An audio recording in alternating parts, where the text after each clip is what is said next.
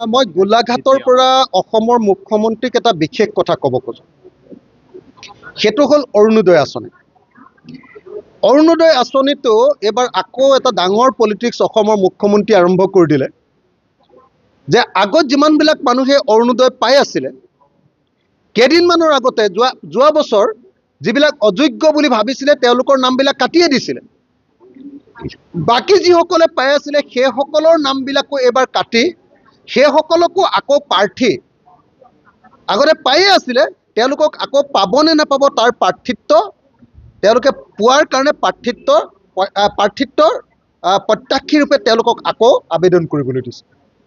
অৰ্থাৎ যিসকলে অৰুণোদয় পাই আছিলে, পাই থকা মানুহবিলাকক আকৌ নাম কাটি তেওঁলোকক আকৌ আবেদন কৰিবলৈ কোৱা কথাটো অত্যন্ত বেয়া হৈছে।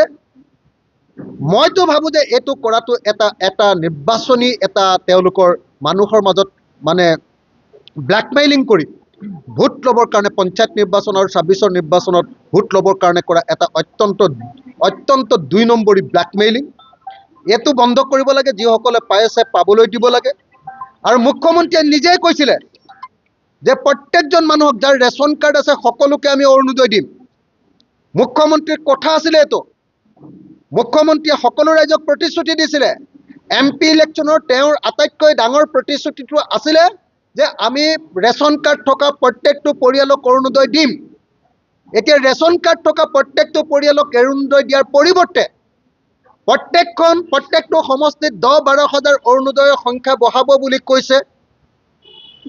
গতিকে সকলো ৰেচন কাৰ্ড থকা মানুহে অৰুণোদয় নাপায়, বহুত মানুহ থাকি যাব। সেইকাৰণে এই মুহূৰ্তত ৰাইজৰ দলৰ দাবীটো হ'ল যদি সঁচাকৈ অসমৰ মহিলাক অৰুণোদয় দিব লাগে সকলোকে দি দিব লাগে। এনেকৈ ব্লেকমেইলিং কৰিবৰ কাৰণে কেইজনমানক দিব, কেইগৰাকীমানক দিব আৰু ক'ব যে যদি তোমালোকে বিজেপি কৰা তেতিয়াহে পাবা।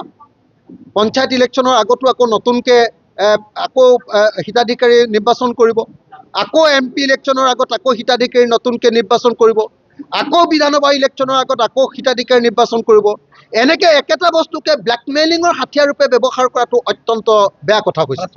সেইকাৰণে মই শিৱসাগৰত গোলাঘাটত উপস্থিত হৈ অসমৰ মুখ্যমন্ত্ৰী হিমন্ত বিশ্ব শৰ্মাক তেখেতৰ নিৰ্বাচনী প্ৰতিশ্ৰুতি পূৰণ কৰিবৰ কাৰণে যে যাৰ ৰেচন কাৰ্ড আছে সকলোকে অৰুণোদয় দিবৰ কাৰণে আৰু তাতোতকৈ বেছি অসমৰ প্ৰত্যেকগৰাকী মহিলাক অৰুণোদয় দিবৰ কাৰণে মই অসমৰ মুখ্যমন্ত্ৰীক আহ্বান জনাইছোঁ যাতে অৰুণোদয়টো কেতিয়াও তেওঁলোকৰ ব্লেকমেইলিঙৰ হাথিয়াৰ নহয়।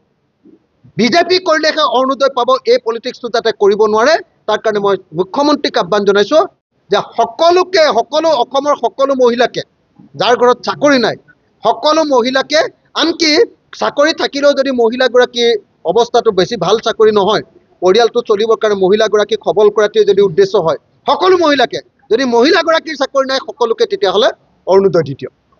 নহ'লে অন্ততঃ তেওঁৰ প্ৰতিশ্ৰুতি অনুসৰি ৰেচন কাৰ্ড থকা সকলোকে দি দিয়ক। এতিয়া আগতে থকা মানুহবিলাকৰ নামটো কাটি দিছে, আকৌ তেওঁলোকক আবেদন কৰিবলৈ দিছে, আকৌ কৈছে যে ১০,০০০ মান আকৌ নতুনকৈ বঢ়াই দিম। এইটো কৰি ব্লেকমেইলিং কৰি থাকি অসমৰ মহিলাসকলক ভোট দিয়াৰ হাথিয়াৰত পৰিণত কৰিব বিচৰাটো এটা দুৰ্ভাগ্যজনক ঘটনা।